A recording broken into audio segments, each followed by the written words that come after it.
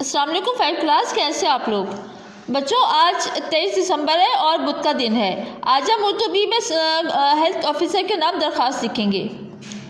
بخدمت جناب health officer صاحب ضلع لاہور، جناب عالی، مؤدبانہ گزارش ہے کہ ہمارے محلے میں ہیضے کی وبا پھیل گئی ہے۔